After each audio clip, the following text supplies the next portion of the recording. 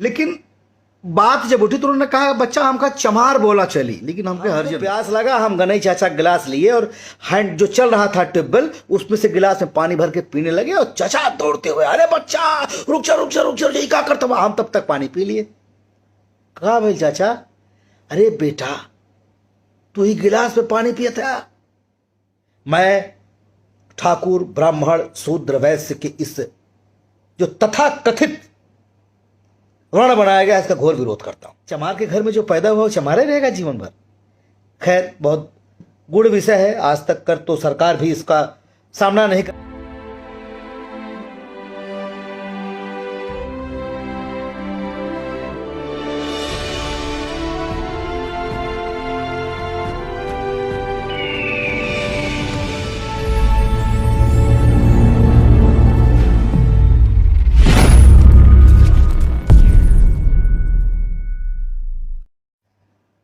हमारे गनई चाचा, जिन्हें हम गनई हरिजन के नाम से बुलाते थे, संबोधित करते थे, हालांकि गनई हरिजन उनका नाम था लेकिन हम उन्हें गनई चाचा ही कहते थे। का चाचा का हाल हो, ठीक बड़ा?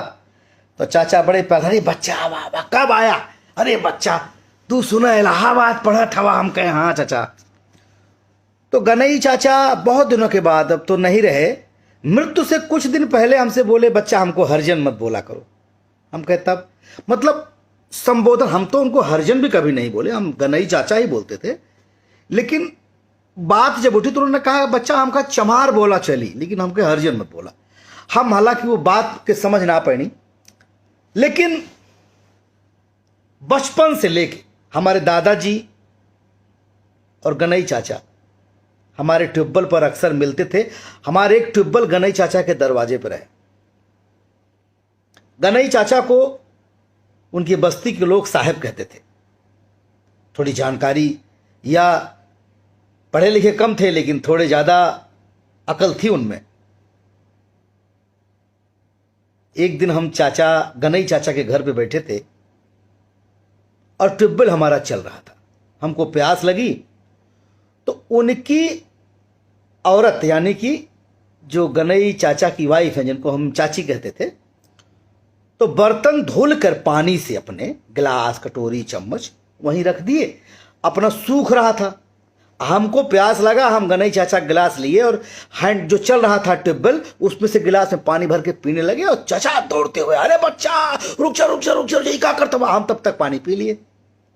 कहा भाई चाचा, अरे बेटा तू ही गिलास में पानी पिया था।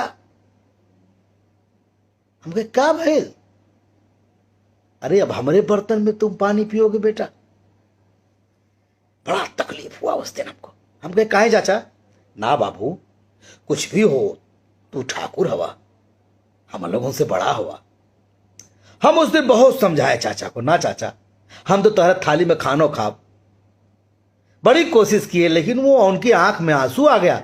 ना बेटा, अरे बच्चा, ना ना ना बाबू तू बड़ा हुआ बाबू। वो बड़ा बड़ा कह रहे थे और वो बड़ा बड़ा वाली बात आज तक मेरे दिमाग से नहीं निकलती। किस बात का बड़ा? हम किस बात के बड़े हो गए भाई? मैं ठाकुर ब्राह्मण शूद्र वैश्य के इस जो तथा कथित वर्ण बनाया गया इसका घोर विरोध करता हूं। मैं सीधे जानता हूं जिसके कर्म अच्छे हों वही ब्राह्मण है, वही क्षत्रिय है। शूद्र का मतलब क्या हुआ है? जिसके बुरे कर्म हो, मतलब चमार के घर में जो पैदा हुआ वो चमारे रहेगा जीवन भर। खैर बहुत गुड़ विषय है, आज तक कर तो सरकार भी इसका सामना नहीं कर पाई, लेकिन मुझे ऐसा लगता है, मुझे याद है वाकया, मैं 8वीं या 9वीं में पढ़ता था और हमारे घर से नजदीक एक बाजार है शाहगंज। मेरे पिताजी मेरी दवा करने के लिए, मेरे टॉन्सिल हो गया था, हमको ले गए थे और शाहगंज का जो चौराहा है वहीं से जीप पकड़नी थी घर वापस आने के लिए। पिताजी एक चाय की दुकान पर हमको बिठाकर और चले गए, बोले हम आ रहे हैं बेटा कुछ सामान वामान लेने, और उनको आने में आधा घंटा लग गया। और तभी हमारे गांव के